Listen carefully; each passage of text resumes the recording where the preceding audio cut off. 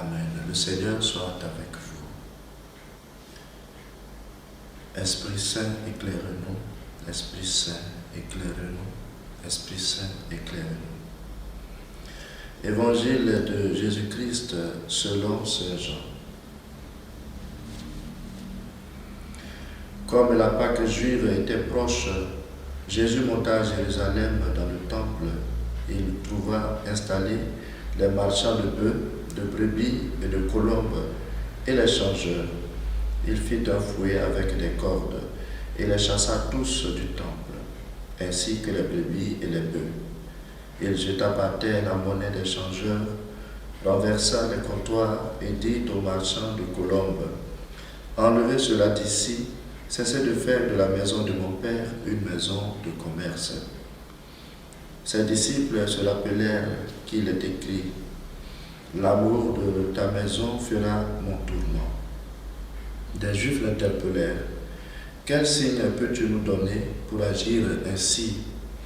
Jésus leur répondit, « Détruisez ce sanctuaire et en 3 jours je le relèverai. » Les Juifs lui répliquèrent, « Il a fallu 46 ans pour bâtir ce sanctuaire et toi en 3 jours tu le relèverais. » Mais lui parlait du sanctuaire de son corps. Aussi, quand il se réveilla d'entre les morts, ses disciples se rappelèrent qu'il avait dit cela. Ils crurent à l'écriture et à la parole que Jésus avait dite. Acclamons la parole de Dieu. Frères et sœurs, le 9 novembre, l'Église célèbre la fête anniversaire de la dédicace de la basilique du Latran, qui est l'église cathédrale de l'évêque de Rome, donc du pape. Et comme nous savons, l'évêque de Rome, en plus de la charge de son propre diocèse, a aussi le service de la charité et de l'unité de l'église entière. Donc, cette commémoration nous permet de célébrer l'unité et la communion de toutes les églises qui sont en communion avec le pape.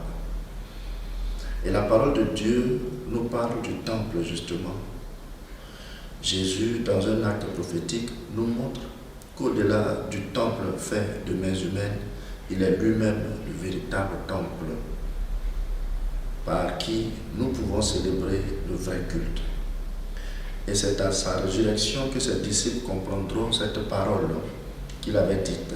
« Détruisez le temple, le sanctuaire, et je le relèverai en 3 jours. » Ces 3 jours de sa mort et sa résurrection fondent le vrai culte en qui nous sommes sauvés. L'Évangile nous permet de voir aussi l'engagement de Jésus face au temple, qui peu à peu a été transformé en un lieu de business et le caractère sacré comme lieu de présence de Dieu a été oublié. Il décide donc, Jésus, de purifier le temple en enlevant tout ce qui n'est pas digne. Il chasse les commerçants et qui s'y sont installés. Frères et sœurs, notre Église peut avoir besoin encore de cette purification.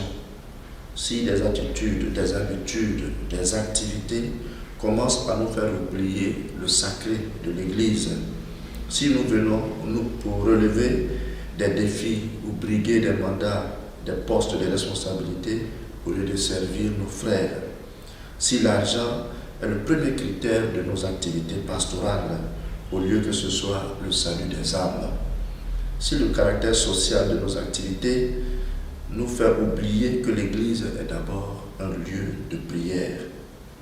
Oui, il y a encore des maux dans notre Église et il faut la purifier des faux engagements égoïstes et opportunistes qui ne font pas avancer la mission évangélisatrice. Puisse le Seigneur donner à notre Église des fils dont l'amour de l'Église fait leur tourment, afin que l'Église que nous célébrons aujourd'hui garde son identité de temple, de maison de prière. Amen. Et que le Seigneur vous bénisse, le Père, le Fils et le Saint-Esprit. Amen.